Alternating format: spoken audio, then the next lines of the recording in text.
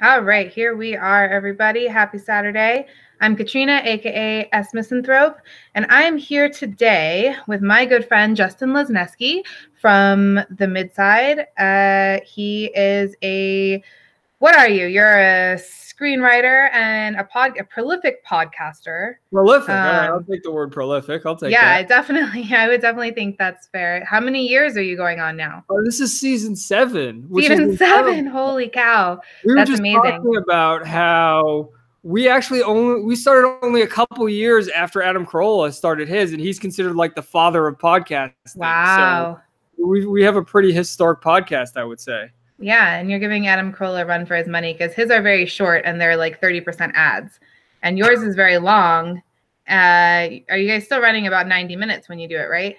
Yeah, 90 minutes or so. Depends on how many trailers we talk about or how in Yeah. depth we get on a story. Yeah. So people who don't know what I'm talking about, the podcast is called Welcome to the Midside. It is available on iTunes. Is it still on liberty.me? Yeah, we're still syndicated on liberty.me, any streaming platform you can find. I even got it on Spotify. So anywhere you can find a podcast, but mainly look at the midside.com/podcast. That's where you'll find all our archives. Yep. Yeah, exactly. And the show is about arts and culture. And as you mentioned, they talk a lot about current films coming out, which is why I wanted to bring Justin on with me today, because as I've told you guys before, the new movie by M. Night Shyamalan, Glass, which is currently out in theaters, is fantastic and is everything right, whereas everything else coming out of Hollywood is everything wrong with the culture today. So in order to really put this in context, because the movie stands on its own, it's amazing. You know, go see it. You won't be disappointed. But the story behind the movie and M. Night's career, and in particular, we've kind of said he has like kind of 3 segments to his career. In particular, this latest segment, kind of seems like it's culminating in Glass right now, is just, it's totally inspirational. It's like a total hero's journey in real life. Seeing someone triumph over just an entire system that's against them. And it's against them for a number of reasons, all of which are very relevant in the culture war, which we'll get into here in a minute. So most likely what's going to happen is we don't want to talk too long, and Justin has to go see another movie because it's basically his job to see movies, which is Happy Death Day to You, you said, right?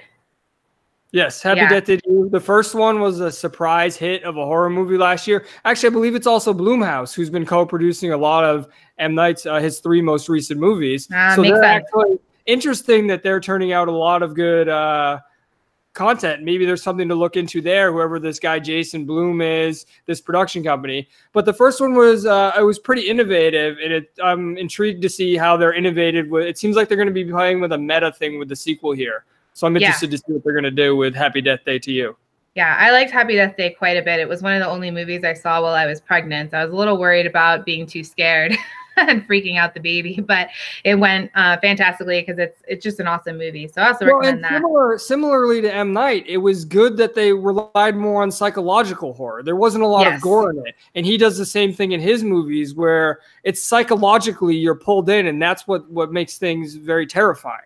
Yeah, exactly. I agree. I hate jump scares in particular. I don't mind gore, but I don't actually, it's mostly because I don't find it scary. Yeah. Exactly. But if something is going to really kind of get at me and stay in my head, it has to be something that's more, along those psychological lines, which is a combination of coming up with a really great premise, having a really strong plot throughout the whole movie, right? Because if the plot breaks down at some point, it really takes you out of it. And then also having really strong characters that you can believe in. And Shyamalan excels in all 3 of those areas, which is what's been so fun about watching his career. So, all right, to back up for a second, one of the reasons that you and I are such big fans of M. Night Shyamalan is because he's one of the few writers and directors who you could say makes romantic art, right? Mm-hmm. And that is something that is hated by Hollywood today. Hollywood has full on embraced naturalism. If it were up to them, every movie would be an unattractive person in unattractive lighting, in frumpy clothes, like picking at their belly button, and somehow that would be viewed as meaningful, or it would be something really devastating, right? Like every character would have AIDS and, you know, and insomnia and like 8 other things wrong with them. And we would just wallow in that for 2.5 hours or something like that. As opposed to M. Night, who has much more elevated themes in his work. And even though, as you were saying, he likes to tell horror stories, and many of the films we're going to talk about today are horror stories, he still has this much more grand and heroic view of humanity and this more optimistic look at the world. So before we dive into more about the films, why don't you define Romanticism for the audience and say a little bit about why you think that Romanticism is a good approach to art? So before I even do that, you mentioned naturalism and kind of the description you gave. I think the perfect encapsulation of a character of the description you gave of naturalism is Zendaya's character in Spider-Man Homecoming. I posted a meme back in the day. I made a meme, but it was Zendaya in Spider-Man Homecoming and then Zendaya otherwise. They really made an effort to make her look like a burnout stoner, almost like a man. Like a boy, she's a very pretty woman. If you look at her in The Greatest Showman, which is romantic, and then you look at Spider-Man Homecoming, which is like really soft romanticism that trends as close to romanticism as possible without actually being it. They just made her disgusting. She was ugly, and then she was also a social justice warrior at that point, claiming the monuments of Washington D.C. were built by slaves, which I contacted historians after that, and I was like, is there any evidence? I could find zero evidence of that claim. So that's sort of what naturalism is. Naturalism is the idea that there are forces working against them, whether they be biological, societal, that we cannot overcome. And it's just about portraying the suffering. And if you really want to scare yourself, Camille Paglia has noted that a civilization that is on the brink of collapse always produces art with androgynous figures in it. So when you see a beautiful feminine woman like Zendaya being intentionally made mannish and androgynous, you know that you should start stocking up canned goods and ammo. Right, especially when the hero in the movie is a young 15-year-old boy. So what they're basically saying is our young heroes are incapable of actually being with a real woman.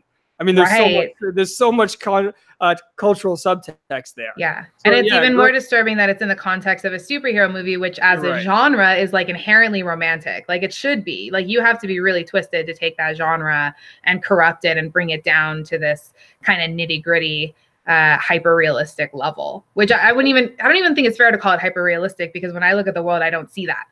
You know, like you said, you can take it. You don't have to take a picture of her in another movie. You can just take a picture of her hanging out, and she's more beautiful. Right. And actually, to continue with this metaphor, what you're saying is perfect, because the antagonist in the movie is not the supervillain. It's actually Iron Man, who, if you look at Marvel, look at the first Iron Man movie. That's romanticism. It's the idea that an individual can overcome his circumstances and become heroic by using whatever his abilities are. And really, it's the focus on individualism. Back in the day when the romantic movement was really dominating the world, it was more focused on the emotional experience, because they thought emotions were what dominated human life. Since, John Locke and the American founding, we've now moved to a different kind of romanticism. It's never quite been fully realized in our culture, but it's the idea of man's ability, of his mind guiding that romanticism. And we've seen it in a lot of movies. When you look at something like a Die Hard, Die Hard is very much a romantic film where you have this guy who nobody's taking seriously. He's completely on his own. The system is failing him, right? A big part of Die Hard is the cops are failing him. And then the social structure is failing him too. His wife doesn't believe in him. She's using her maiden name. She's going out on her own and being the empowered woman. He's separated by an entire continent from his family. Right. And a continent, an entire culture, it's all very integrated in that way. But because she's kind of getting on board with Japanese culture as well. So he's not just losing her to like the West Coast, he's losing her to like a whole different part of the world almost. Yeah, I mean that movie. I never thought of that. If you anyone out there, if you haven't seen Die Hard, best action movie ever made, because it really embodies the American spirit of romanticism. When you're talking about a Clint Eastwood, a Bruce Willis, the first Iron Man. This is what it's about. It's about individually overcoming and becoming that heroic figure, because that's what the American dream really is. The American dream is not everyone gets a white picket fence and everyone becomes a doctor. The idea is you become a hero based on your own values. And that's how romanticism in our society has manifested. But as you've noted, with the Academy Awards and the whole industry and the media in general, they are going against that. Their entire mission is to make that obsolete and make people feel, they say you're immature, they say you're a bad writer, they say you're shallow for doing these kind of things. Yeah, absolutely. So maybe it's not a coincidence that M. Night started his career in film working with Bruce Willis, actually back to back in 2 films with Bruce Willis. Not a coincidence at all. Right. Absolutely. You start to see that was actually something to jump forward a little bit. Didn't I message you about James McAvoy? And I was like, why is James McAvoy working with M. Night? And then it came out he's like super religious or something. Yeah, that he almost became a Christian missionary instead of an actor. Right. So yeah, it is a really interesting. Yeah, and really interesting. Mel Gibson as well, writing Signs. Yeah, and he came right out of the gate working with these really, really big actors. And this all happened prior to, Mel Gibson kind of being run out of the industry. Bruce Willis never really got run out, but it is well known that he's a conservative. And just, he's just so awesome that he gets away with it anyway, I suppose. And maybe he just doesn't go. Well, yeah. Do you have a theory about like, why does Bruce Willis get, I guess he doesn't get Oscars. No, he doesn't get Oscars. I mean, what it is ultimately, we still, I'm not sure where you stand 100%, but I don't think the culture is completely lost, because some people money still speaks for, and Bruce Willis makes money. Yeah. There's always going to be that. This is the whole thing about Trump versus Hillary, right? And the blue versus red states, and how we have a country that's divided. The people in the red states and the red places still buy things. They're still going to go to Bruce Willis movies. It's the reason Blumhouse made its money off of these smaller movies that people actually want to see, because you can make money off of that. Lionsgate did it beforehand too. There will always be a market opportunity. And if that market opportunity, people can take advantage of it, you're always going to have, Last Man Standing got brought back to TV, because there's still people who want it. And we're still, to me, not far gone to the point that people won't take advantage of that to make money. Yeah, it definitely is a lot of a disconnect between where the people stand and where the institutions stand. And you're right that does mean we're not in a situation where you kind of look around at your fellow Americans and you're like, oh my gosh, there's so much complacency and everyone is so corrupt, right? And yet the stuff that gets produced keeps pushing more and more in that direction. There's a threat from indoctrination in childhood with the public schools and all of that. Yeah. But even there, you see people rebelling, pretty significantly. So it's maybe an interesting kind of time in history where instead of a civilization actually legitimately rotting from within, you have like malevolent forces and positions of power actually trying to force the rot. And it'll be interesting to see if that's even possible. That's why M. Night's career is so fascinating to me, because for me, before I knew what Romanticism was, before I knew what naturalism was, early in my own intellectual, artistic development, I saw Signs. I saw The Village. I saw The Sixth Sense later on, because my brother actually spoiled it for me when he came home and saw it and told me. So that I actually had that spoiled for me. But I saw Signs first, then I saw The Village, then I went back. Interesting. And I saw these movies, and I fell in love with him as a filmmaker. The Village especially.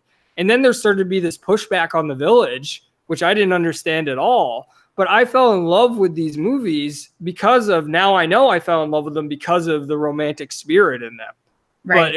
But I didn't even realize it at the time. So because these things are made and they exist, people like me will always be reached, which is, of course, why they would try to destroy someone like him.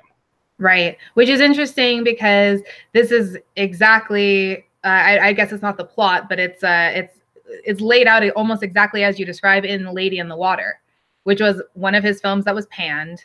And which I would say it's other than Avatar: The Last Airbender, it might even, and The Happening, maybe it might even have the worst reputation out of all the films, because somehow people just didn't get it. I didn't think it was that hard to get when I watched it. I only saw it recently, but it literally talks. So how do you not get a film? How, like, literally the movie is about story and trying to release story into the world. Right. Like that's the main character, and they're trying to release her into the world. Like, it's not that hard. It's not that hard. No, it's not very hard. Although you took it to like another level with viewing all the different characters as like part of a writer's brain and stuff like that. But I thought it was interesting that he told this story. He told this story originally to his children, apparently. And then in the movie, part of the idea is there's a guy who's a writer, and she's kind of like a muse, is going to come into contact with him, and then he can write his book. And at one point she can see the future. And at one point he asks her, you told me what's going to happen with my book. She tells him that it's going to, I just have to lay this out for people because I want to really encourage them to support this guy, even though, yeah, anyway, you'll see why. Well, let's take a step back for a second. You're talking on the metaphoric level. To be clear, this movie literally takes place in one apartment complex in Pennsylvania, and all these characters live there. And is she a nymph? She's a nymph. She's a nymph, a water nymph. Yeah. She's a water nymph named Story, comes into the pool. So think of that as the center of the brain. And then it's all about trying to get this story healthy and release it into the world. Yeah, exactly. Continue. And what she tells the actual writer character who is played by M. Night, by the way. That's the crazy part about do you want to talk about, he was called arrogant for that by the critics. He was called arrogant. I mean, I was surprised how big of a part he gave himself, because he sticks himself in his movies a lot, and they're always super cute. And he always does it in a way where his character says something that doesn't make sense at the time fully, but then at the end of the movie, you're like, oh, he just told you the theme. Right? Or he just told you like the message, but you didn't notice it because you hadn't seen the rest of the plot. And then I thought you were just going to see him and he was going to write the book and that was going to be it. But he's like in it like so much. And I was like, oh, he's actually quite a good actor.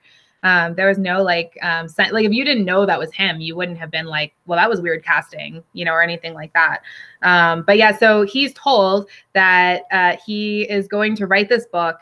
This book is going to end up on the shelf in a house in the Midwest, where a boy is going to read it and his parents are going to talk about it a lot. And when he grows up, he's going to become a great orator and he's going to share those ideas and he's going to become the president of the United States.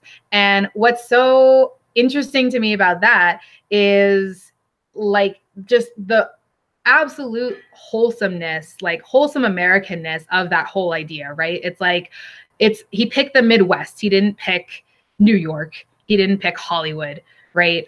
He didn't say it was going to be like an outsider coming in, because he is an outsider, right? Did he immigrate here or was he born here? No, I think he immigrated, right? Yeah. So so if you want to talk about someone who like understands America and respects it, like an immigrant who comes here and like is actually like, I'm here because I value these things and I value this culture and I understand it.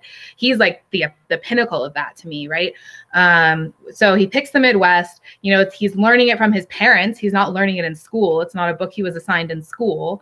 And then he grows up and becomes president, and I just think it's like super sweet that he, that's the attitude he takes toward it, as opposed to what a standard Hollywood story would be, which is some downtrodden minority who has like terrible experiences and fights for like against the injustice or whatever, something like that. Even though this book is about how there are lots of problems in the society, right? And then you end up finding out that he's actually going to be killed for writing the book, and that is exactly what happened in real life to his career, right? So he made this movie. He didn't die right after this movie, career-wise, but it didn't take long. Die. He's alive. I put scare quotes. He didn't metaphorically die right after this particular movie, but as he got increasingly more and more clear about his values, the attacks got stronger and stronger, and eventually they ran him out, right? So he started with The Sixth Sense. The Sixth Sense it's not shallow. I don't want to say it's shallow, but it's not as thematically deep as his other movies. And it's a horror movie.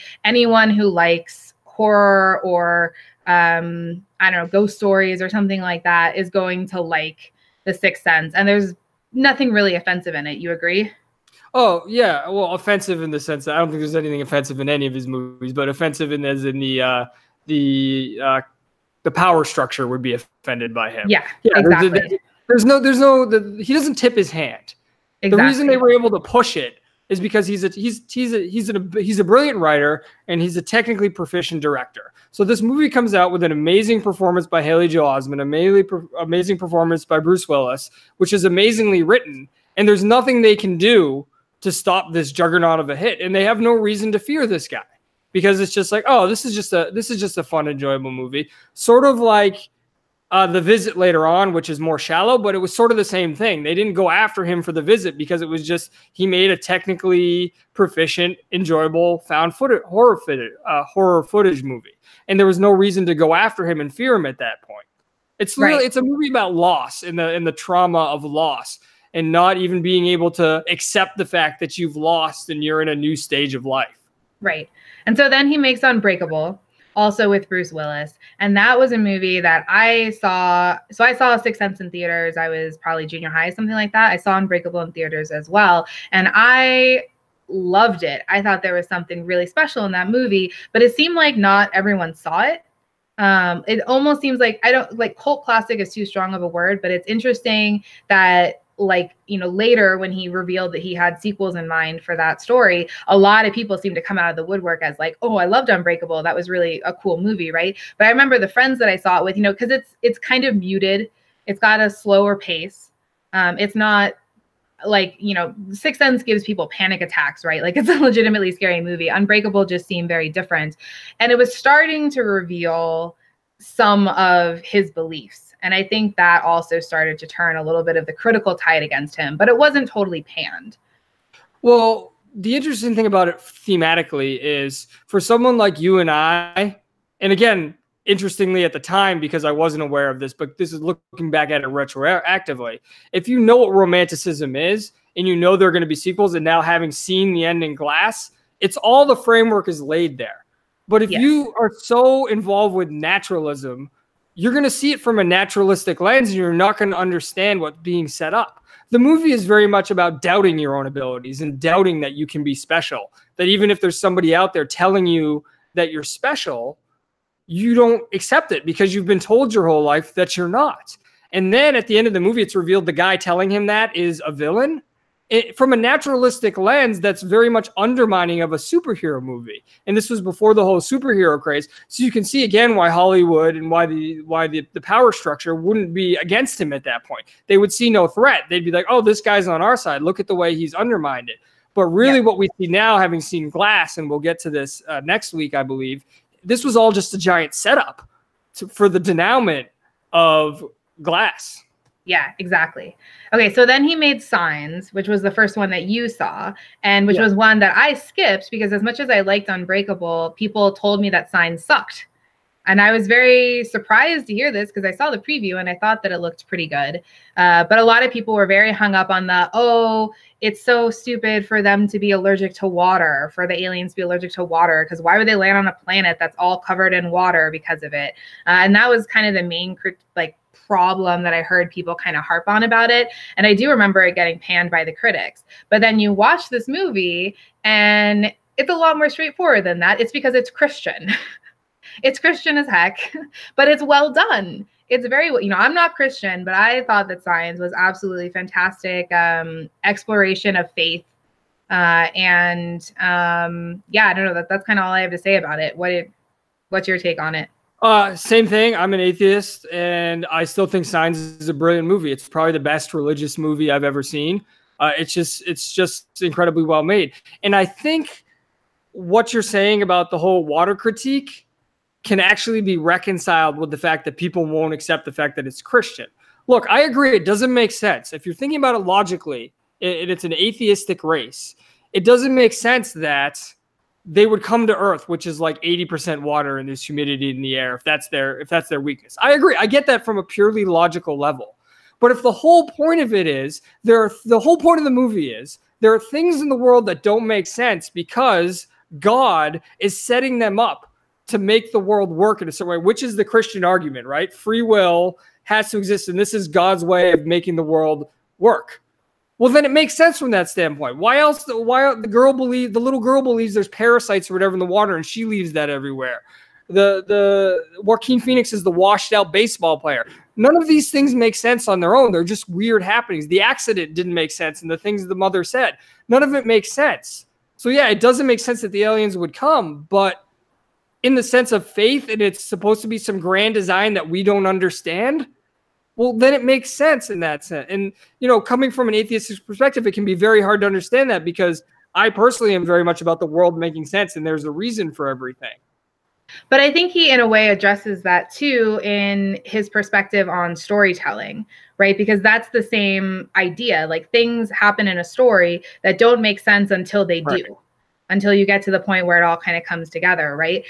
So I enjoy Signs from that sort of perspective, where, you know, similar, like I was saying, where he has he gives himself lines in movies sometimes that, you know, really encapsulate everything, but you wouldn't know it until you saw the whole thing. I think it's interesting that his Christian faith and his understanding of his Christian faith is, I think, a big part of the reason why he understands story so well and executes it so well on so many different levels. Yeah. Oh, and also the thing that people miss about Signs in the ending is he was referencing War of the Worlds, where everyone accepts that and they love that these aliens would come and these germs would kill them. Everyone's okay with that, but it happens in Signs and everyone gets upset about it. Yeah, absolutely. I thought that was hilarious too, because I'm like, anyway, whatever. People are dumb. We're not going to solve that today. He knows what he's doing and it's intentional. So you can disagree with it and you can say you don't enjoy it, but to say it's not skillful is intellectually dishonest. There are times when, you know, we'll talk about The Happening later, where we think it didn't quite work. Yeah. But at the same time, when he tells you what he was trying to do, you're like, oh yeah, I see that. You know, it's not like you're not someone just kind of randomly stumbling around and making stuff. Like, you have an idea of what you're going to do and you're willing to try a lot of different things. I mean, as far as someone who bends a lot of genres, you know, I feel like he's kind of known as a horror guy, and certainly he does more of that, but really he has a wide array of things that of stories that he tells, right? I think the only thing that's maybe missing, I would almost say, like, The Happening even is kind of romantic comedy-ish. Maybe I just see Zooey Deschanel and I think romantic comedy, but like it's almost a little bit of everything is in there somewhere. Okay, so then he made The Village, which is another one I went back and saw in theaters because it just looked super awesome. And it was super awesome, but they destroyed, like, this is the one where they really turned on him and destroyed him. So for those who don't know, The Village, we're doing spoilers, just by the way, for everything except for Glass. We're gonna give you guys a chance to go see Glass, and then we'll do Glass spoilers next week when we just. By the way, everyone, Rosebud was also a sled. Right. All right. So The Village is one of those stories, which he's obviously not the first person to come up with this idea, but where you think you're in the past, but you're actually in the present. Basically, that's the twist, right? The twist that for some reason people also like to make fun of him for. This is one of the things that I always say. Part of the point of The Village, that's not the twist. The twist is that the people you think are the heroes are the villains. That's the twist. Yeah, that's also true. The village elders. The whole movie, you think they're these figures who are taking care of people, right? They're very patriarchal. Like, what do they say about, what's the word for my brain fart here? When government takes care of people, what kind of a society is it? A nanny state? It's a nanny state, right? These are the nanny state people taking care of people. And then you find out at the end how terrible these people are. Now, it's based upon the most inherent part of their deceit is they've convinced them they're living in the past when it's really the present. But that just represents that these people are villains. That's the real twist that people miss. Yeah, I think that's totally fair. Maybe it would be more accurate to call it the big reveal in the movie. Right. But you're right. The twist is finding out that these people think there are monsters in the woods, right? That's why they're able to monsters trapped on this compound. And there's, there sort of are and there sort of aren't. The porcupine robes things are just costumes, but in fact, the people who are dressing up as those creatures are desperate enough that they will let lots and lots of people die in order to continue their deception. Well, not even that. They turned the retarded kid that Adrian Brody plays, literally retarded. Okay, he went full retard. One of the monsters. He did great. Oh, he was tremendous. He did really good in it. But they turn him into the monster. Literally the weakest of their society, who they're pledging to protect. Okay, do you guys out here see why the left had to go against this? The weakest of their society, who they're pledging to protect, dresses up as the monster and stabs Joaquin Phoenix, who's the strongest among them. It's literally, it's mind-blowing that this even got made. This is how evil they are. They've turned So Adrian Brody's character, when he was born, because he's born without modern benefits, he doesn't get enough oxygen to his brain as he's born, so he becomes mentally retarded. So he doesn't understand what's going on, and he tries to, he learns the deceit, and he thinks it's a game. So he tries to play the game of pretending to be the monsters, and Joaquin Phoenix is being the hero, and he's trying to figure out what's going on and go in the woods because his blind girlfriend, again, we see how disability is being used against the people it's supposed to help. They're supposed to be protecting, because he's trying to help his blind girlfriend get better, because he hears there are medicines that can help her get better. And he ends up getting stabbed by the retarded person. I mean, I think it wasn't the blind girlfriend. It was like his sister who was like dying. Oh, his sister was sick. Sorry, but then the blind girl. He does have the blind girlfriend though. Yeah, she's kind of. But the blind girlfriend ends up going out to the town, so the blind person is the one who can see the most. There's an irony there. That's intentional. Sorry. Yeah. So you guys, this is giving you a little taste of like how layered the movie is, and then on top of that, it's just scary. Right, like it's very well done in terms of how just stressful it is. I think I like blind movies a lot. Like I like that one with Audrey Hepburn. I forget what it's called, but I think there's something really like intense about that. Even though you can see it all, of just like imagining like what it's like to just have no reference points like that, and so it gives you a really good. Have you seen Bird Box then? No, I haven't heard that. It's on Netflix. It's sort of like A Quiet Place, except they can't, if they see the monsters, they're so horrific, they kill themselves. So when they go out, they have to wear blindfolds. It's starring Sandra Bullock. So you might want to watch that. Sounds like it's up your alley. Yeah, it might scare me too much, but that's an interesting idea too. Yeah, cool. So The Village is basically, I'm sorry. It's just for people who don't know, what ended up happening after The Village is he was actually sued.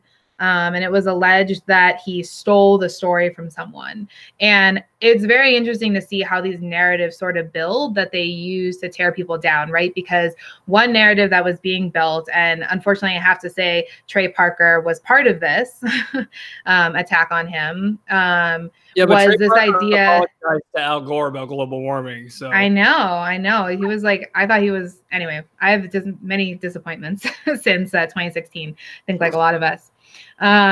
So this idea was promulgated, and I'm not sure exactly when it started. Maybe it started around the time of Signs, that M.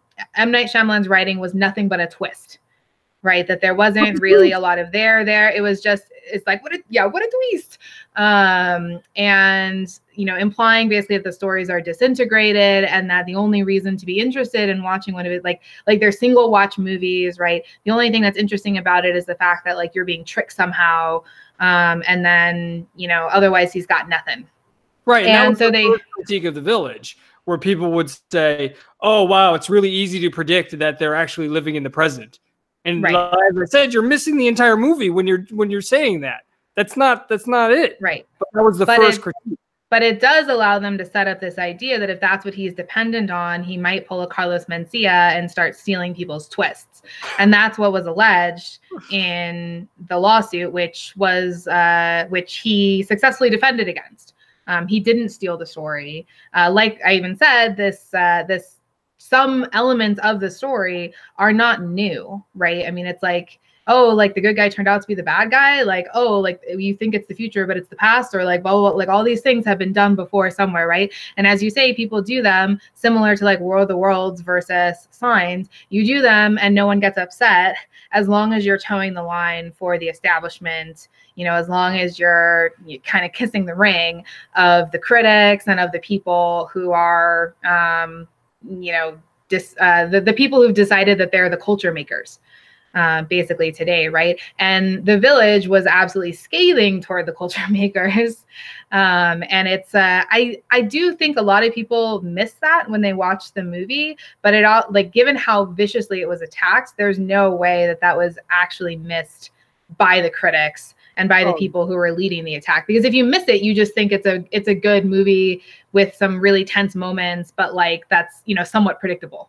But if you miss it, you also miss the significance of the ending, because the ending would just seem to end randomly if you don't understand what's going on, or they all just stand up and decide to keep the village going. You'd be like, why is that significant? That doesn't make any sense. Yeah, it did seem out of place. the first time I watched it. Yeah.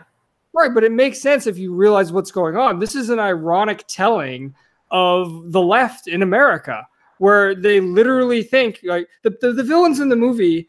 So the main guy, William Hurt, plays a college professor.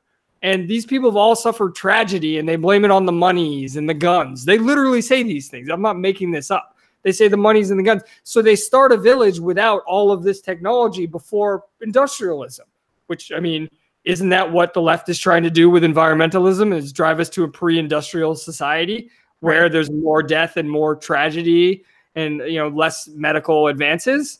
And but they care about it more.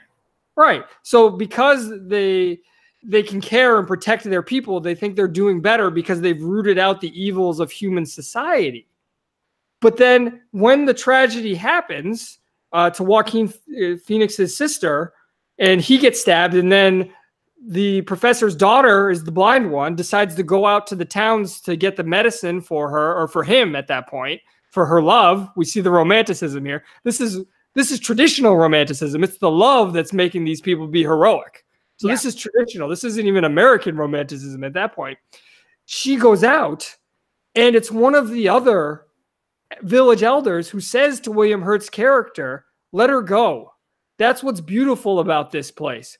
We can always move towards hope. The irony of that line, which then informs why they keep the village going, is they forgot about that. That's what America is based on when they form the village, which is exactly what the left does. The left tries to tell us, well, we're the ones with hope, and we need to go against American society and what America was founded on to get that hope. And it's a weird way of pathologizing hope too, right? Because most likely she's going to die. Like, she's blind and she went off into the woods in a place like they give her directions. They tell her where the road, like how she can get the medicine and all of that, but they don't really expect her to make it, right? Like, they could just go get the medicine. Someone who's not blind could just go get it. One of the elders who already knows the secret could just go get it and then like come back real quick. Like, no one would question anything, right? But they don't do that because they have this pathological view of what hope means, which is like, we're going to control everything. We're going to like manipulate people so that they're in that position, but they don't even have to be. Right. And speaking of another character who could have brought the medicine, this is where M. Night's character is so prophetic in the movie and in our society. His character represents the rest of us. We're guarding this wall, and there's all this stuff going on behind this wall that's pure evil, and we're just like, yeah, whatever. Like, we're not even looking up from our newspaper. So he's the guard outside of this encampment that they're inside of, and she goes to him, and he doesn't even look up from his newspaper at the guard station to stop her from taking the medicine or whatever. And that symbolizes the rest of us outside of what the left is doing, where we just want to take our paycheck. We don't care. Yeah, exactly. And if he was the guy who wanted to just take his paycheck, he could have kept making movies like The Sixth Sense. He could have kept making things that were subtle, but instead he decided to make Lady in the Water. Well, and I think make The Village, to be fair. I mean, and then he doubled down on Lady in the Water, because Lady in the Water is really a response to what people were saying to him about the village, and people don't realize that. He savages critics in that movie, and he goes, "Hey, you guys are gonna, it's incredible." He's like, "You guys are gonna say I can't make movies? Well, here's my movie making process, and here's how you factor into it." Yes, yeah, it's beautiful. It's really neat because, like, well, one of the things I told you after I watched it, I was so impressed with, was the fact that each of the characters, there's a lot of characters in it. It's an ensemble type movie, and they're all very distinct. They all have their own way of talking. They all have their very like clear own existence, and at the same time, they're hyperbolic. I almost wonder, like, if that movie was released today, they may still be mad about the critic piece, but what they probably choose to target is something about stereotypes, particularly the Asians. That would be the end of him. Yeah, exactly, because they're the two of the main, or whatever. I don't want to say one of the more main characters. One of the characters that's more the speaking role is an over the top Asian teenager, or no, she's like in maybe early 20s. College if you've girl. Ever lived in Orange County, California? Yeah, you know exactly who she is. You know exactly who she is, and then she has her mom who doesn't speak any English, and they have this like. extremely like stereotypical relationship, and then the myth itself is, you know, supposed to be an Asian legend, and it's totally made up. It's not, right? It's just something that he came up with. He's Indian and Indians are Asians, so it's okay for him. Fair enough. It's not cultural appropriation when he does it, I'm sure. I'm sure that will protect him. Yeah, so, and then the other amazing character in this movie, and that I forget that actor's name, but everyone would recognize him. He's a famous character actor. He totally nails it. He plays Paul Giamatti. No, the film critic. Oh yeah, I don't know his name. Paul Giamatti nails it. He did fantastic too. That's probably my favorite role for him ever. But this critic moves into the building right before the nymph shows up, the nymph name story.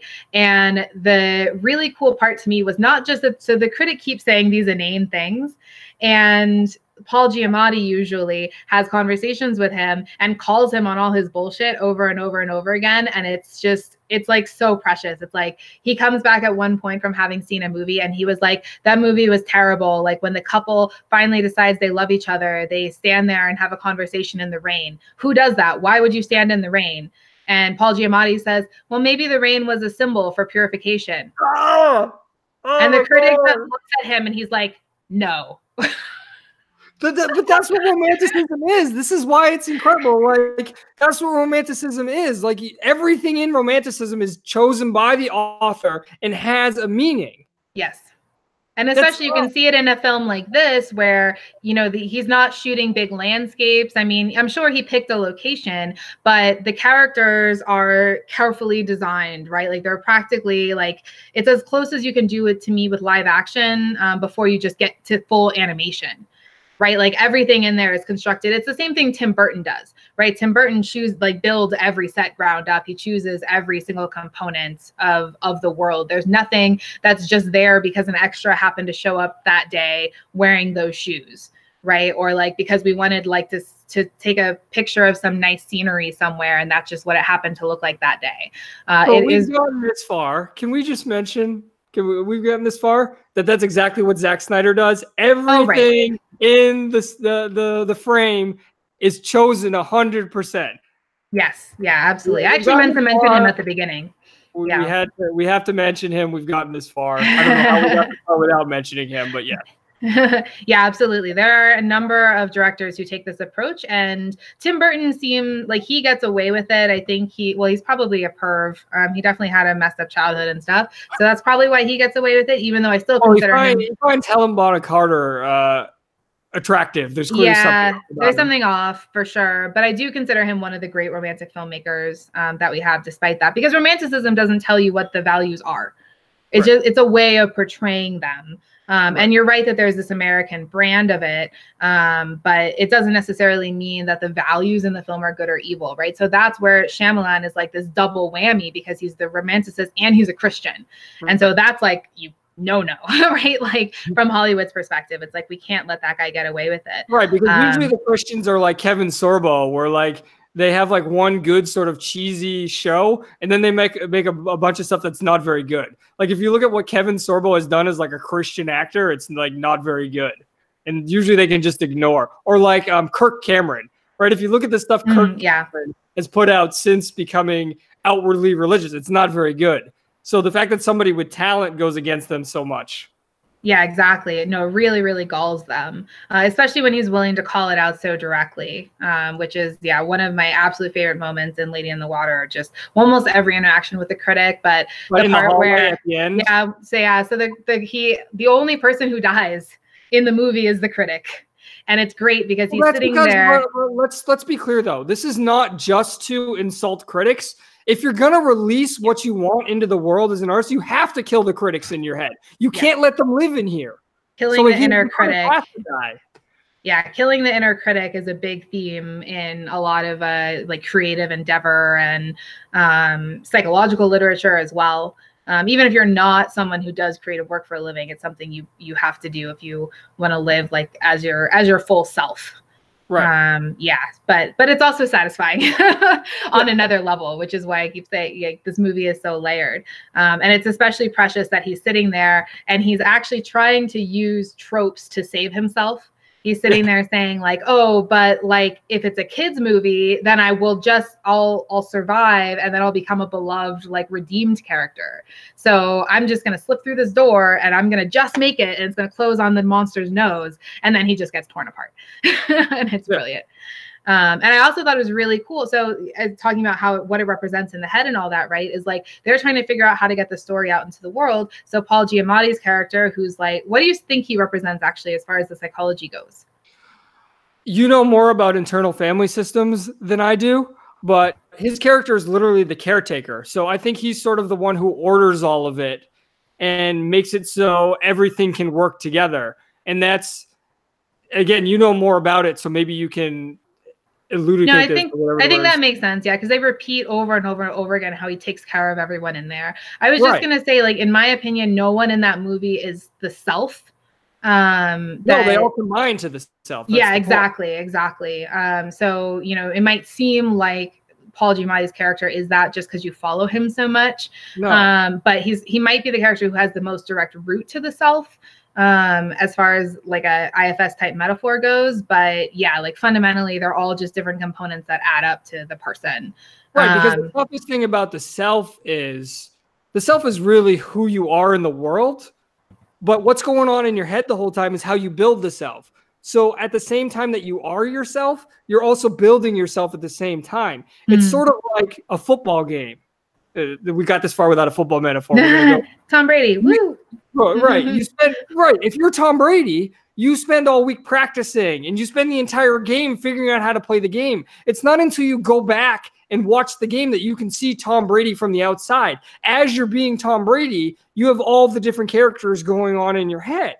So in the same way, that's what this movie is. You never see it from the outside. You're inside the head the whole time. And that's what Paul Giamatti's character is in all of us, we have all this disparate stuff, and something has to order it. And we have that voice that orders it, which then allows us to go into the world and be the self. Yeah, I think that puts it just perfectly. Yeah. So what's really interesting is in Paul Giamatti's attempts to get the story out into the world, he goes to the critic because he views the critic as the expert, because they have to find certain people, right, within the apartment complex. And he said the critic is like, oh, it's going to be this person. It's going to be this, it's going to be someone who does this, someone who does that, whatever. And it turns out that they're all wrong. 100% of them are wrong. And even the story thinks she knows who Paul Giamatti is, and even she's wrong about it. So it was very interesting the way that was kind of set up as saying like you have to generate this stuff internally. You don't look externally, because fundamentally the critic is like an external guy. That's why he's the most recent arrival, right? And that's why he's the only one who's eliminated at the end. He's not really part of the self. He doesn't belong there. And he, what he says is perfectly plausible and it makes for a fun plot. But then the twist, as we could say, is that he's totally wrong.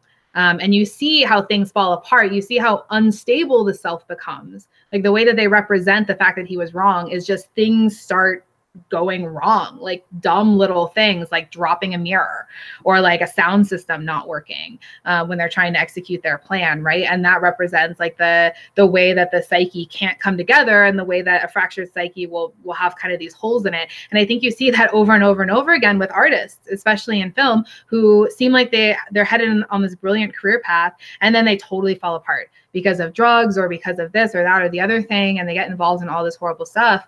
And it makes a lot of sense that would stem from this inner critic's corruption and their inability to just figure out how to release what's actually inside of them.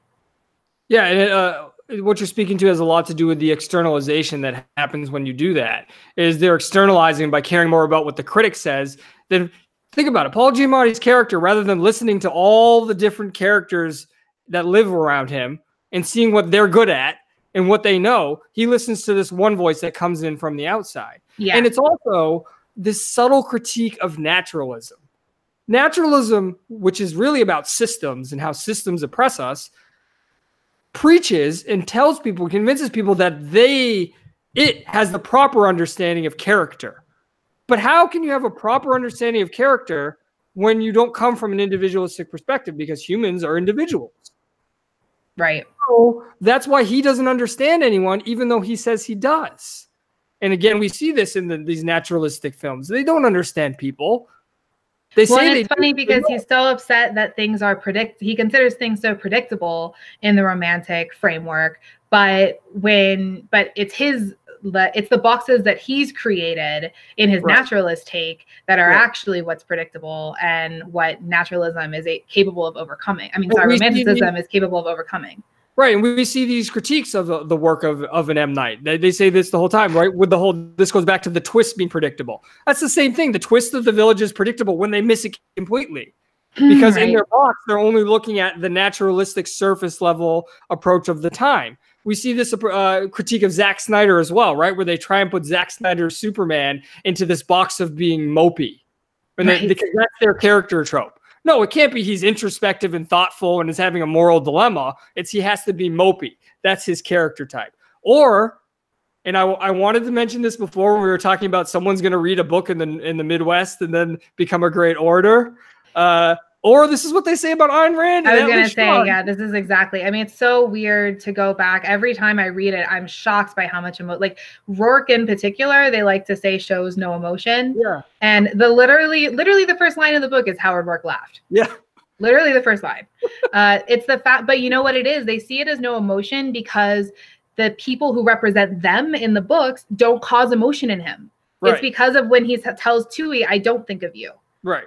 Right. That's why they see it as not emotional. The emotion's only real if they can cause it and they can manipulate it. But all the emotion that he spontaneously generates that they don't have control over, they don't even process it.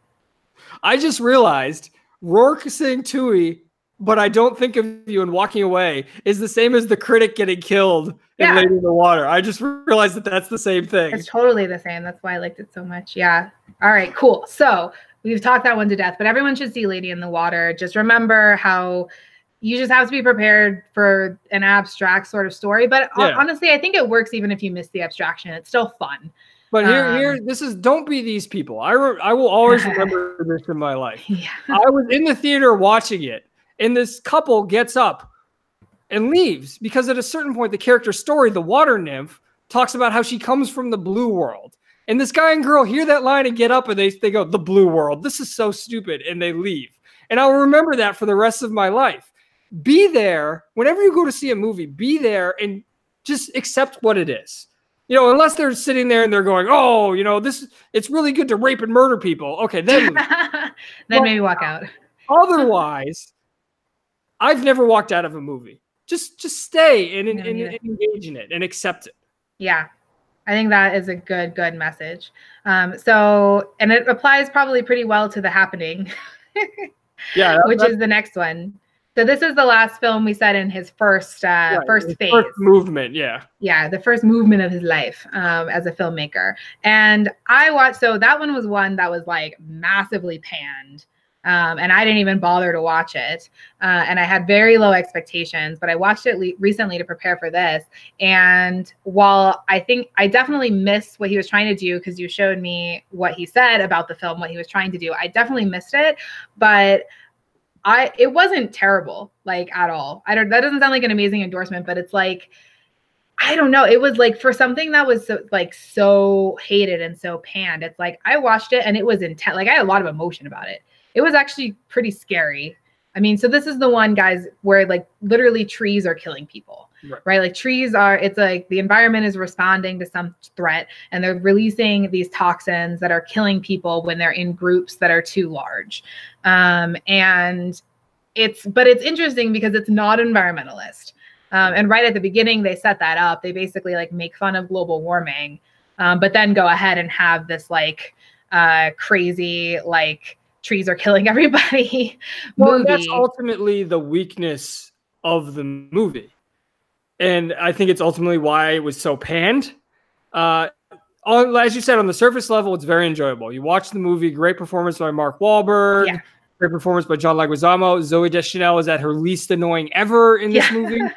Everything about it, you just enjoy it. Like the scene when they're in the farmhouse and they're in two different places and they're like pledging to each other and hoping they see each other again. It's very powerful. It's great acting. But the thematic execution, even to this day, I'm not sure. Knowing the way he is and knowing what he sets up in the beginning and knowing the premise and knowing that ultimately environmentalism is anti-man and saying that man is a threat to the earth, I think he was trying to make an anti-environmentalism movie. That's what I think. But it doesn't come across that way because you could interpret it as a pro-environmentalism film. Yeah. It could be interpreted as saying, oh, we're such a threat to the earth that the earth will attack us and get back at us. But if you look at the absurdity of it, which is what he's going for, right? He said he was going for a B movie, which are intentionally absurd. They have these absurd movies. The absurdity of the trees being so threatened by us that they just release a toxin that kills us, like that's absurd. So I think what the weakness of this movie, which makes some people respond to it very negatively, is that thematically it's not, he didn't follow through and execute as well as he wanted, as he intended. Yeah. Something about it is not quite there. Like when I read what he said about trying to make a B movie, it all kind of came together and it made a lot more sense. But when I was watching it, I didn't get that. And I actually think it's because he's too good of a writer. Because like you said, he had this very powerful scene between the two main characters. He is like, I cared about the people too much. Like the deaths were too painful to me. And so it didn't feel like the Blob. Like he compares it to the Blob, but it didn't feel like the Blob to me because that's when it's like, oh my God. And they're like, oh, someone went in the garbage disposal. Oh, it's like so crazy. Right. But he shoots kids, right? Like there's two kids who get shot with shotguns and it's like gory. And like, they were really likable kids who made like important contributions for like a brief span of the movie. There's a little girl whose parents die. Like it's really sad actually. And so I think if you weren't so good at characterization, maybe, and I know the acting was trying to compensate for that. Like the acting was supposed to be a little bit kooky, like a little bit over the edge. But it maybe wasn't quite enough for me to be like, well, I don't care about these people. Well, I think we're deep enough into this live stream that I can say a critique of him. We've been positive enough that I can say a critique. I think he is a much better writer than he is a director. And I think this film required a better director to properly execute because visually, he, as you said, he shot the deaths too seriously because he's very direct as a director, which is ironic to say that that's bad, but he's not very creative. He doesn't, in the same way that Zack Snyder builds an entire frame and everything in it is 100% intentional, if you look at that man's eye versus M. Night's eye, it's just not on the same level. And if you took someone like Zack Snyder and he directed the movie, I think it would have come across a lot better visually, symbolically, that the deaths would have been shown. I mean, he just shows the construction workers jumping off the building. Yeah. And you just show that, and as a human being, you're just like, it's horrifying. That's insane. Just to show it that directly shows a weakness in his directing. So I think that movie, more than any of the other ones, shows the directing weakness that he has. Well, you only think that because you haven't seen the next two, or have you seen Last Airbender? The Last Airbender is terrible. It's terrible, right? But see, it's terrible. But The Last Airbender is an adaptation. Right. And so even though technically there's writing involved in that, it's not his story. After Earth, which you haven't seen, but I have, After Earth is by far the worst of all of the films that he even touches. Except I haven't seen Last Airbender, so maybe that's the worst. I don't know. Last Airbender, let me put it this way. Will Smith is one of my favorite actors. M. Night is one of my favorite directors. Airbender's so bad that I won't see After Earth because I don't want to be heartbroken. Yeah, I would say don't do it probably. Yeah, because the story... I've heard it's Scientology. Is that true? Scientology is what funded it? Oh, I didn't know that. I didn't even look into that part. Maybe. But the thing about After Earth, like, so the story is by Will Smith. And the screenplay is by M. Night and someone else. And the directing is M. Night. And I mean, it's not awful. It's not like, oh, I would want my money back. It's not like walk out of the theater or anything, but it is by far the worst. And I think that's because he didn't write the story. So there are a couple points. There are a couple of monologues or exchanges where they talk about fear, because the theme of that movie is basically fear and how you overcome fear. And they are fantastic. Right? Like these parts where he just kind of lays stuff out, but the rest of it, it just kind of doesn't fit. Like it just kind of goes from one thing to another, one chase scene to another chase scene. And, it doesn't have anywhere near the integration that he normally has. So you can see that, even though he was directing it and he did have, talented actors in Will Smith and his son, he's not able to do anything with it really, because he just isn't that fantastic of a director. on its own. Can I ask about it? Is there a twist? No. Oh, so Will Smith's character is actually dead the entire movie? He's not dead. So that's the twist. In the trailers, it made it seem like he was dead. No. Well, the father and the son get disconnected. They have like a connect, like they can talk to each other or whatever, but you as the audience know the entire time that Will Smith is alive.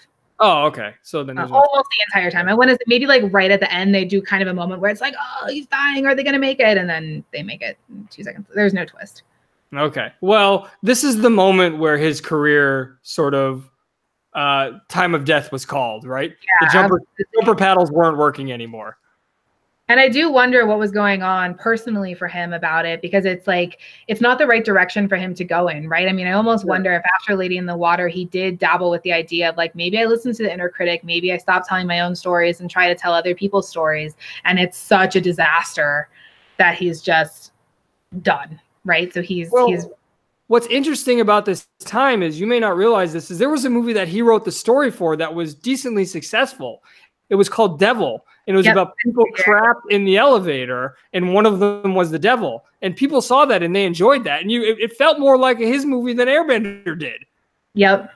Yeah, that kind of thing I've seen actually happen quite a bit. It happens in music too. There's people who, for one reason or another, their career, they'll just be panned by critics, whatever. So they'll start writing songs and let other people perform them. And this happened, I think, with Paul McCartney, and like the Bee Gees like performed a bunch of Paul McCartney songs or something after like, the Beatles weren't cool anymore or something. And everybody still loves them, right? And it's interesting how there was a pop punk band called SR-71 that was really big in like 2001. They actually released a song called Politically Correct, which if you go back and listen to it, it like is a huge indictment of our culture. The lead singer, Mitch Allen, that band dropped off. But if you look at Mitch Allen's career since, he's written a lot of huge pop hits for other people. Wow. Yeah. So I guess he took a lesson from this and realized, hey, actually, I do have good stories to tell, but I just need to tell them on my own. And in the case of making movies, that is not a light undertaking at all. So this is the part where things get really exciting and really heroic. And it's like my favorite kind of thing that happens in movies. So, right. And I remember seeing... I want to say something. Now, we don't know what was going on with him, but knowing my own experience and the way life is and the way people are, he couldn't have enjoyed making those movies either. There's no way he could have enjoyed making The Last Airbender and making Will Smith's movie and then having them critically panned on top of it. That had to have been a lot of suffering on his part. So I don't think it was just that he realized he had stories to tell. I think he always knew, but then also at the same time to go through the suffering of making other people's stuff and then being punished for it. I think all of that is what contributed to what happens next. So for whatever reason, and thank goodness he did, he decided he was going to make a comeback, and he was going to do it completely on his own, basically. Well, he said he couldn't get anyone to fund him, to be fair. Yeah. He was like, I couldn't get anyone to fund any of my movies. No one was interested in funding him. So what did he do? He took out a $5 million personal loan, and he shot The Visit completely on his own dime and then sold it to a production company for distribution. Yep. So a $5 million personal loan. Collateralized by his house, I think, right? Yeah. I think, collateralized by his home, where he lives with his beautiful wife, who is apparently very tolerant. Imagine a $5 million house in Pennsylvania, what that house would be. Yeah, he is so, he loves everything is set in Philadelphia. I didn't really notice that when I first started watching him, but he does everything there. Think about it's a very America, blue-collar story, and that's what, I mean, look, I hate Philadelphia and the Eagles and everything, but... And I don't have any love for the Steelers, but that is American East Coast immigrant culture. That is original America there. It's not a coincidence that that's what he loves. Yeah, that totally makes sense. I didn't even think about that. But yeah, so he made this movie, The Visit. And The Visit, to me, is, in some ways, it's like going back to the beginning, right? It's the second most pure horror film. Yes. I should say third most, because Split is also a horror film. But The Visit is very there's a lot of thematic depth to Split. Yeah. The Split's on a different level. The Visit is a little more surface level, but it is still very psychological. It is still allegorical. And in my opinion, it was very well done. I'm not a big fan of horror. So one of the things that I really liked about The Visit is it had all of the horror tropes, like all these horror elements, but nothing is supernatural. And there were these explanations for it, like rooted in reality, which is another thing to me that's very interesting coming from a Christian, that I'll elaborate more on the connection I'm seeing there later. But I thought The Visit was very well done. It's also, like you said, it was found footage. There were a lot of things that I imagine were done because of the budget constraints.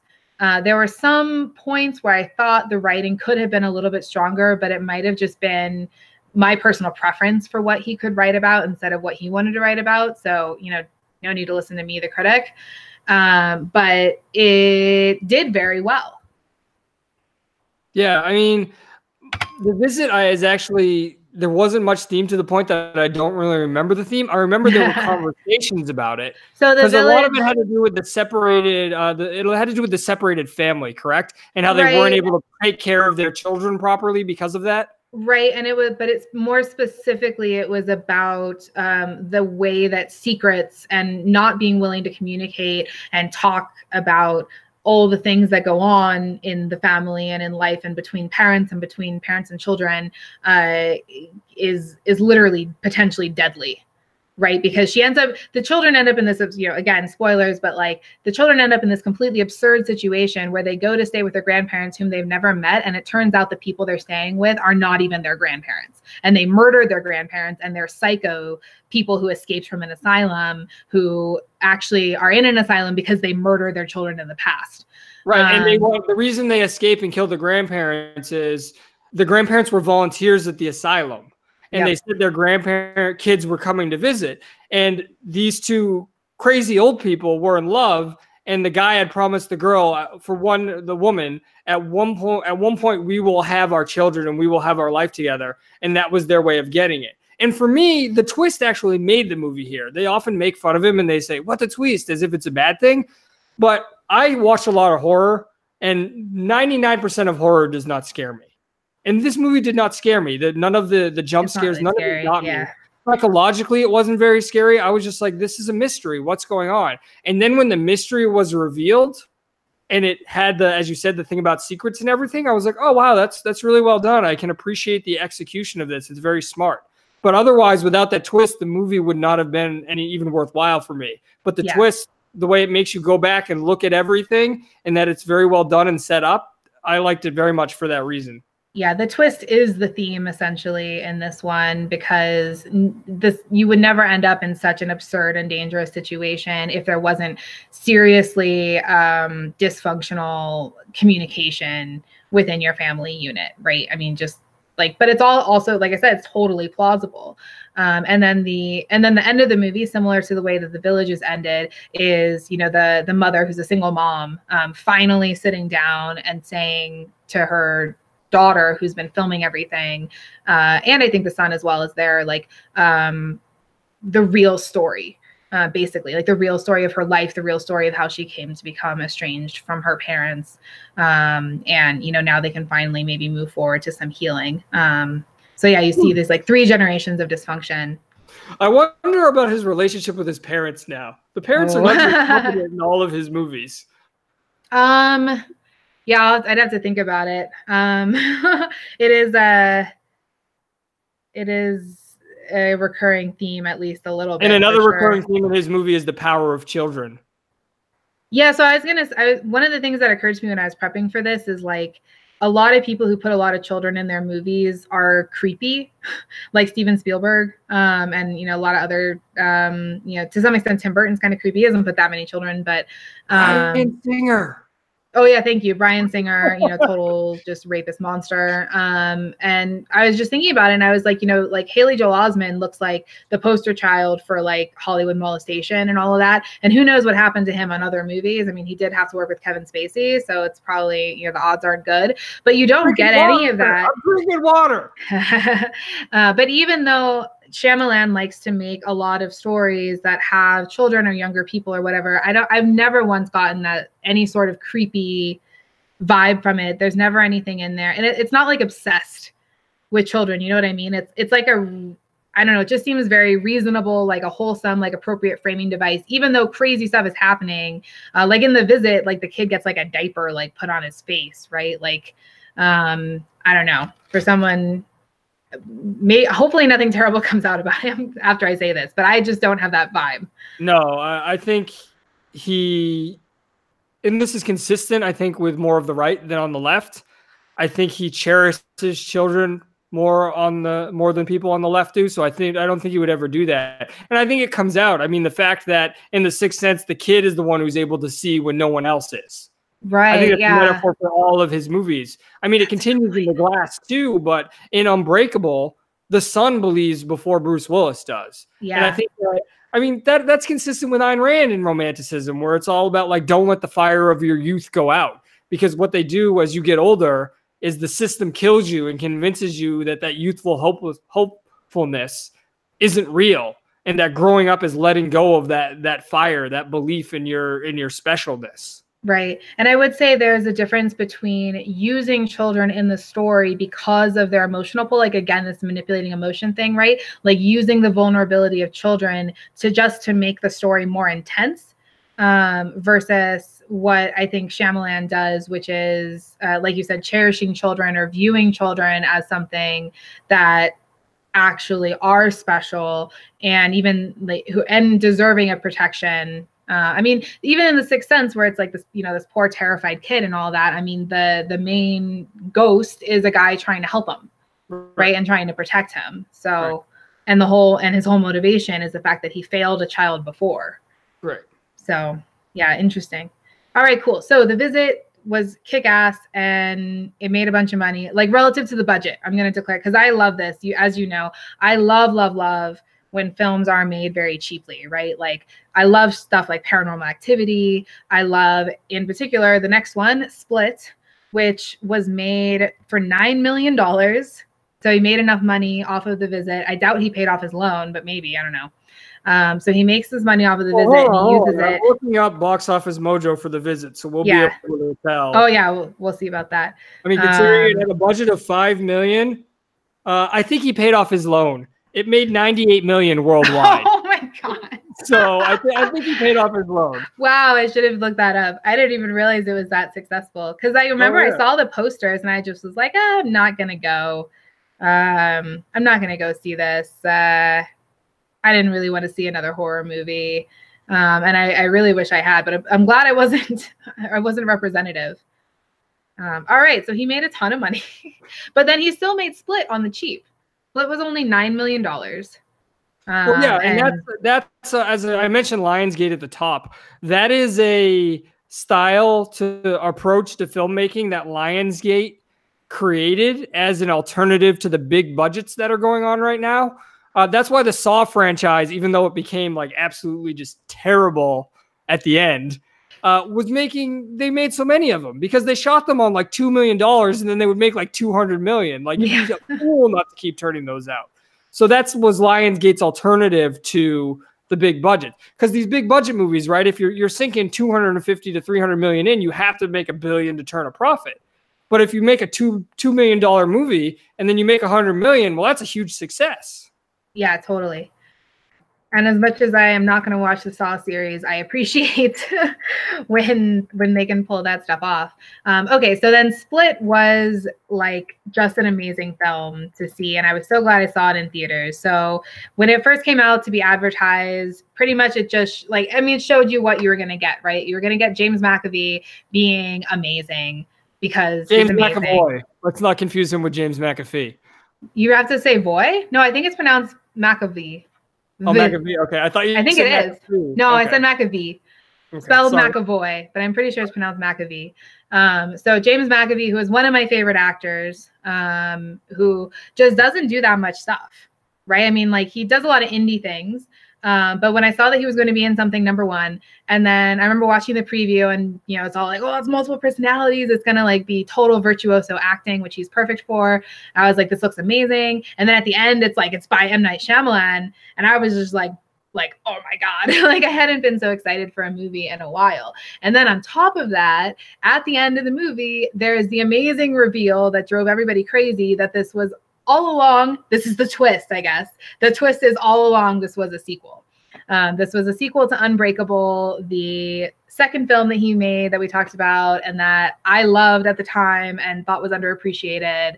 And I think the world went crazy.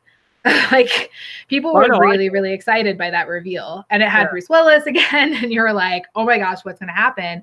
And then of course we find out that it's part 2 in a trilogy, and that we were going to have Samuel L. Jackson back again playing the villain from Unbreakable, and that we were going to have, you know, these Bruce Willis and James McAvoy in this next movie, Glass.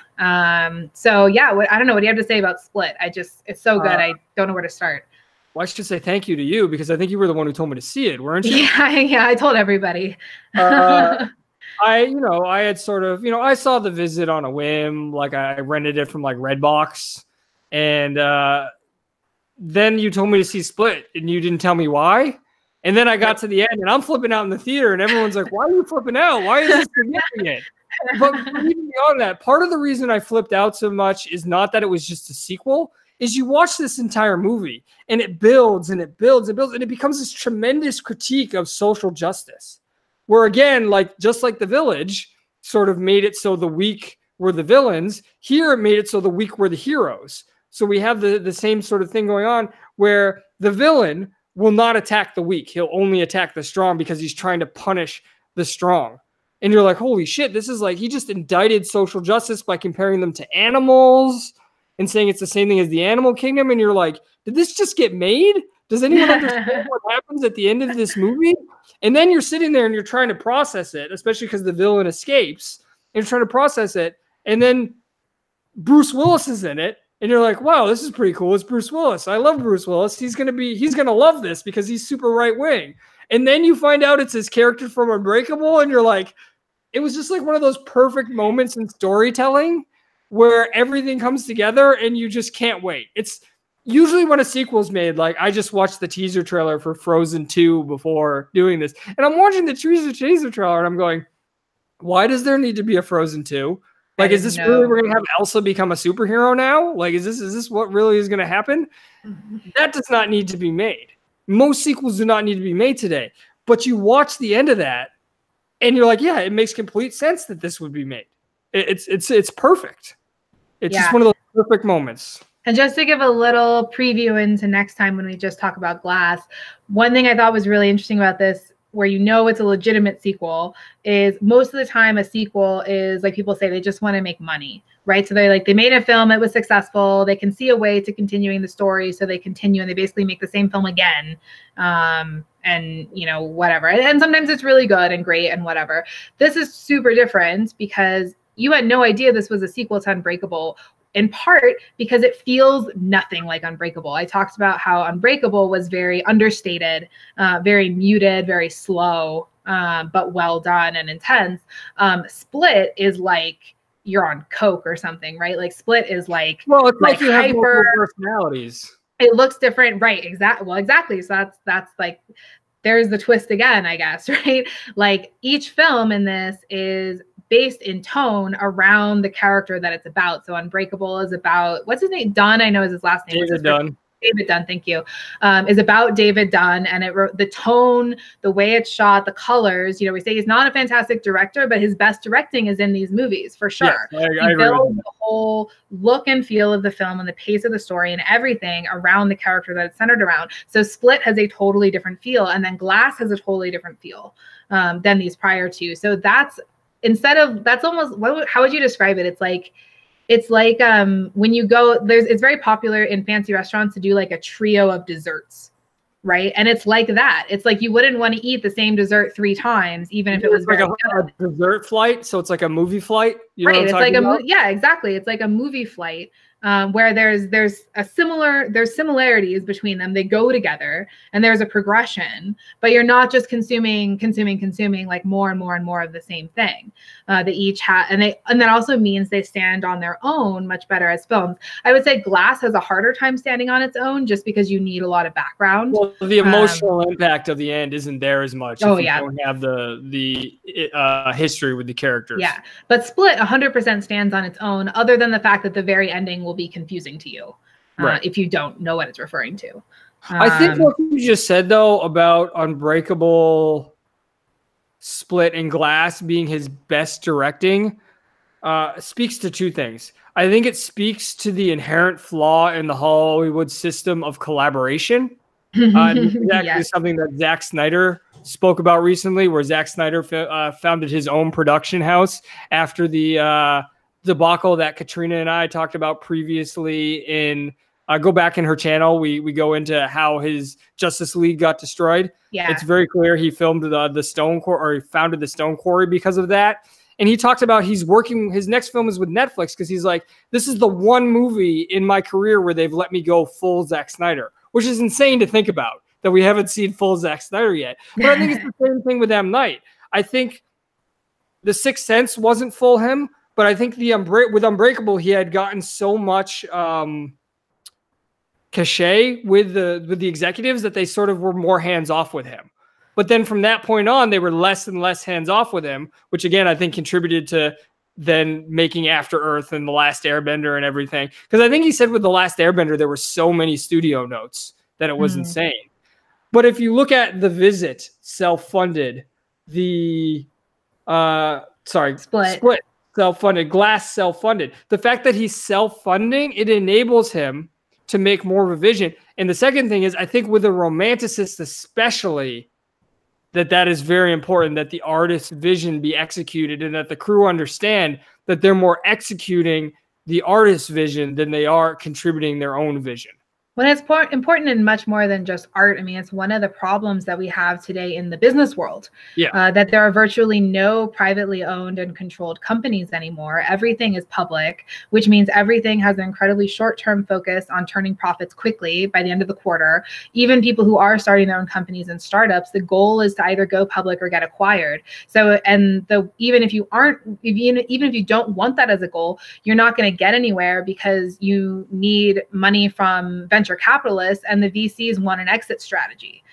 So there is virtually no, like the robber baron type stories, right? Like they're truly self-made men. You might look and think like, oh, look, here's Jeff Bezos, who's so wealthy. Here's Mark Zuckerberg, who's so wealthy. Like this thing still happens. It doesn't. It's not the same thing at all. And you can see it in the end result of the products, right? Like we're not seeing greatness in any part of the culture the way that we used to.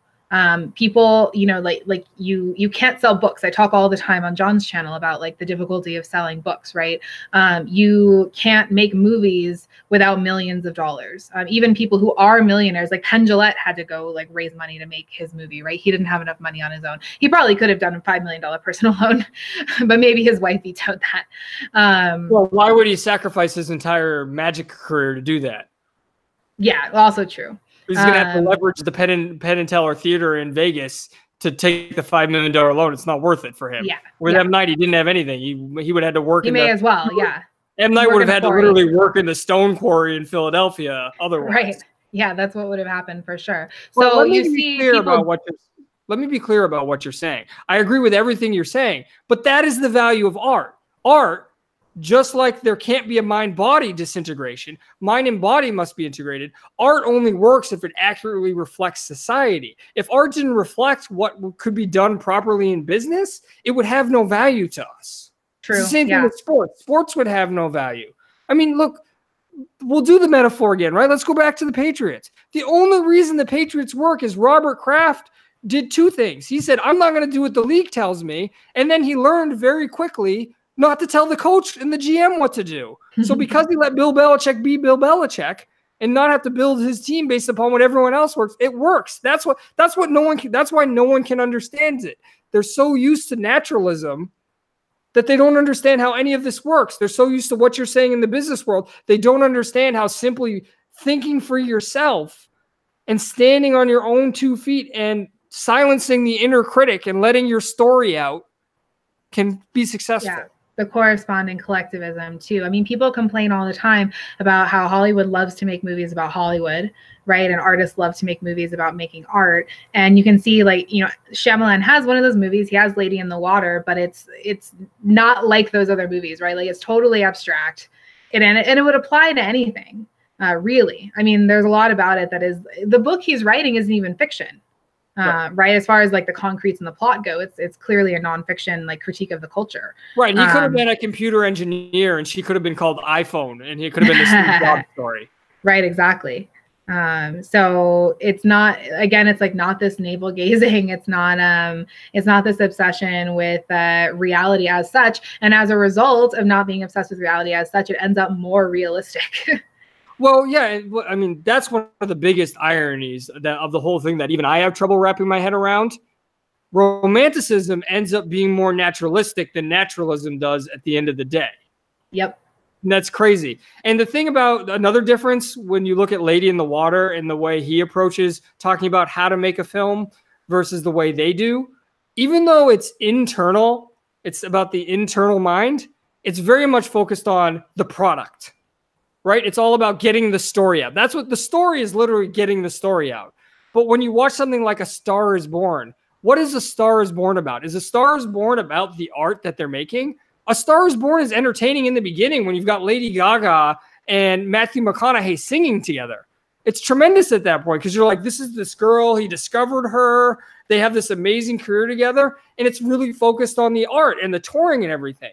But then it devolves into this celebration of the suffering of these artists, and it becomes about the artists themselves and not what they're producing. And that's the difference. And that's where it's ironic that in Lady in the Water they'll call him arrogant, and they'll call Tony Stark arrogant, and they'll call romanticists arrogant, and they'll call them narcissistic. But Tony Stark even said it. I've privatized national defense. He said that in Iron Man 2. He's not sitting there going, oh, I made myself the most important figure in the world. He's got the world in front of him looking at him, and he says, I privatize national. What's his focus? National defense. But then they'll turn around and call him an egomaniac, when really they're the egomaniacs. And to me, this is the toughest thing to learn when you're growing up. Because as you said, you're indoctrinated and you're programmed your whole life to believe that individualism, the focus on the individual and being productive and being yourself and living as best as you can, you're taught that that's narcissistic and that's egotistical, when really they're training you to be narcissistic and egotistical. But you don't realize it because they're telling you to focus on other people at the same time. And it's to be able to wrap your head around that, you have to do a long way around to get there. And it's crazy to me. Yeah. Well, I think that is a great place to end. Thank you so much, Justin. I'm very much looking forward to talking about Glass next week. There's a lot of commentary we've seen about that movie that doesn't quite get it. The critics are at their nonsense again. But I think that you and I have sorted out pretty good. And I hope M. Night agrees with us. Again, just like Story, right? Where it's like, we're going to release Story into the world. Like, how do you not get a movie where it says at the end what it's about?